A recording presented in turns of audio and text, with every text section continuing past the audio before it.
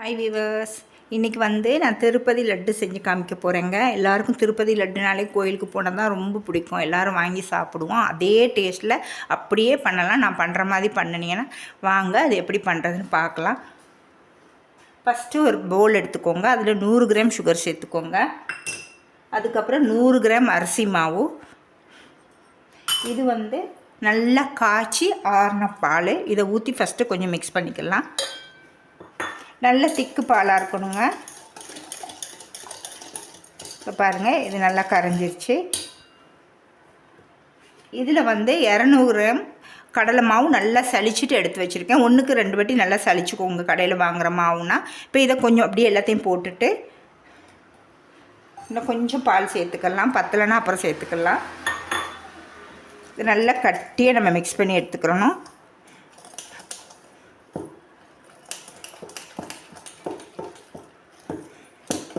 கொஞ்சம் தோசை மாவையோட கொஞ்சம் நைஸாக லைட்டாக தண்ணி மாதிரி இருந்தால் பரவாயில்ல. ரொம்பவும் தண்ணி மாதிரி இருந்தால் நல்லா வராது லட்டு. பாருங்கள், இன்னும் கொஞ்சம் நம்ம பால் சேர்த்துக்கலாம். நான் கொஞ்சமாக தான் செய்கிறேன். நீங்கள் எவ்வளோ மெஷர்மெண்ட் எடுக்கிறீங்க? இப்போ நான் 200 எடுத்திருக்கேன். அரிசி மாவு 100 கிராம் எடுத்திருக்கேன். சுகர் 100 கிராம் எடுத்திருக்கேன். பால் காய்ச்சினது இவ்வளவு தான் இப்போ அந்த மாவுக்கு. நெக்ஸ்ட்டு நம்ம வந்து பாவு காய்ச்சறதுக்கு ஒரு 200 கிராம் சுகர் எடுத்துக்கிறணுங்க. ரொம்ப ஈஸியாக பண்ணலாம். அதே டேஸ்ட் உங்களுக்கு கிடைக்கும்.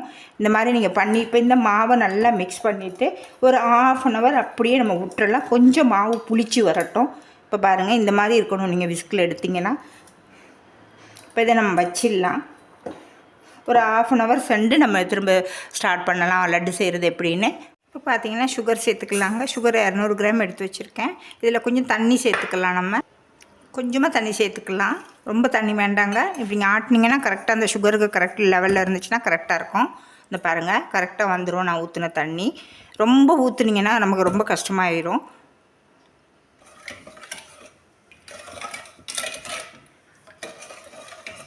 நல்லா கரையட்டும் சுகர் ஃபஸ்ட்டு. இப்போ பார்த்தீங்கன்னா சுகர் ரெடி ஆகிடுச்சுங்க. லைட்டாக நீங்கள் எடுத்து இப்படி பார்த்தீங்கன்னா பிசு பிசுப்பு தன்மை இருந்தால் போதும். நம்ம ஆஃப் பண்ணிடலாம். இப்போ இதை பார்த்திங்கன்னா எண்ணெய் காஞ்சிருச்சு. இப்போ இந்த மாதிரி ஒன்று எடுத்துக்கோங்க. கொஞ்சம் கட்டியாக இருக்கணுங்க மாவு. நான் எடுத்துருக்கிறது பாருங்கள் எப்படின்னு சொல்லி. அப்படியே நீங்கள் தட்டி விடுங்க. கரெக்டாக விழுந்துடும் எல்லாம்.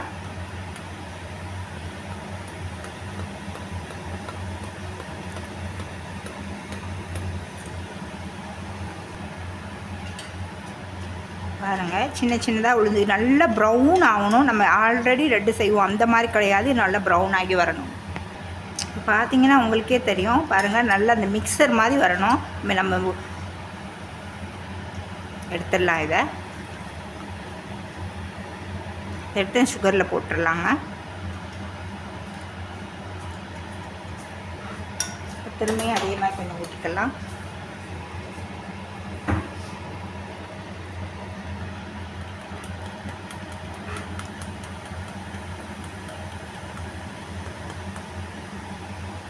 பார்த்தீங்கன்னா எல்லாத்தையும் பொரித்து போட்டுட்டேன். ஒரு 10 நிமிஷம் அப்படியே இருக்கட்டும். நான் போட்ட சுகர்லாம் கரெக்டாக இருக்குது. இன்னும் கொஞ்சம் நம்ம ஆறணுன்னா கொஞ்சமாக போட்டு மிக்சியில் அரைச்சி எடுத்துக்கிறோன்னு கொஞ்சத்தை முழுசாக வச்சுக்கிறோனுங்க. கொஞ்சம் நேரம் இப்போ பார்த்தீங்கன்னா ஓரளவு ட்ரை ஆகிடுச்சுங்க. இப்போ இதை நம்ம அரைச்சி எடுத்துக்கலாம். உங்களுக்கு அது பிடிக்க முடியலை அப்படின்னா நீங்கள் என்ன பண்ணுங்கள், கொஞ்சம் லைட்டாக அடுப்பில் வச்சுட்டிங்கன்னா நல்லா சூடாகணுன்னா பிடிக்க ஈஸியாக இருக்கும். எனக்கு கரெக்டாக இருக்குது. இப்போ நம்ம இதை அரைச்சி எடுத்துக்கலாம். கொஞ்சமாக அரைவாசி அரைச்சிக்கலாம். அரைவாசி முழுசாக இருக்கட்டும். இப்போ நான் அதை அரைச்சிட்டு வந்துடுறேங்க. இப்போ பாருங்கள், அரைச்சிட்டு வந்திருக்கேன். அரைச்சதை நம்ம இதில் சேர்த்துக்கலாம்.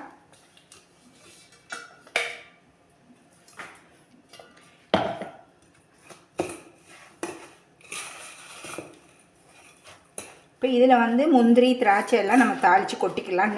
நிறைய நெய் சேர்த்துக்கலாம். இப்போ நான் பாத்திரம் வச்சுருக்கேன். இதில் நெய் சேர்த்துக்கலாம். பார்த்திங்கன்னா முந்திரி போட்டுக்கலாங்க. நம்ம நெய்யிலே பொரிச்சிருக்கலாம். நான் நெய்யில் பொரிக்காதனால இந்த மாதிரி நான் அந்த எண்ணெயெல்லாம் அதிலே கொட்டிடுவேன். இது ரொம்ப நல்லா டேஸ்ட்டாக இருக்கும். இன்றைக்கி நம்ம பிடிச்சிட்டு நாளைக்கு சாப்பிட்டிங்கன்னா அதே டேஸ்ட் உங்களுக்கு திருப்பதி லட்டு டேஸ்ட் கிடைக்கும். இப்போ இதில் வந்து காஞ்ச திராட்சை கொஞ்சம் போட்டுக்கலாங்க.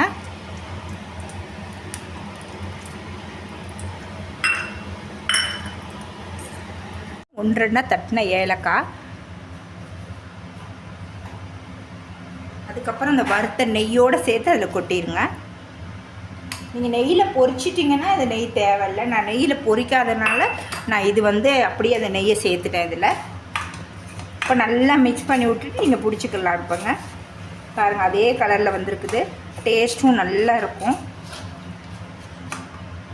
இப்போ வாங்க பிடிக்கலாம். இந்த நெய்யெல்லாம் ஊற்றுனனால சூடாக இருக்குது.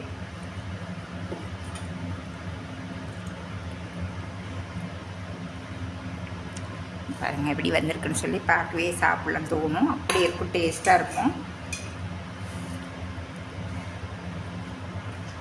பார்த்தீங்கன்னா நான் ஊற்றின நெய் பாருங்கள் எப்படி இருக்குன்னு சொல்லி. அந்த நெய்யே போதும் உங்களுக்கு, எக்ஸ்ட்ரா நீங்கள் தேவையில்லை. உங்களுக்கு பிடிக்க முடியல, இறுக்கமாக இருந்துச்சுன்னா ஒரு 2 செகண்ட் அடுப்பில் வச்சிங்கன்னா நல்லா பிடிச்சிடலாம். இந்த பாருங்கள், நல்ல நெய் கையிலே தெரியுது. பாருங்கள் பிடிச்சிட்டேன். ஒரு 10 லட்டு தான் வந்திருக்குது நான் எடுத்த அளவுக்கு. கொஞ்சம் பெருசாக பிடிச்சிருக்கிறேன். நீங்களும் இந்த மாதிரி செஞ்சு பாருங்கள். ஆயிடுச்சுங்க, நீங்களும் செஞ்சு பாருங்கள். வீடியோட எண்டுக்கு வந்தாச்சு. தேங்க்ஸ் ஃபார் வாட்சிங். லைக் பண்ணுங்கள், ஷேர் பண்ணுங்கள், கீழே உள்ள பெல் பட்டனை ப்ரெஸ் பண்ணுங்கள். நெக்ஸ்ட் ஒரு வீடியோவில் உங்களை மீட் பண்ணுறேன்.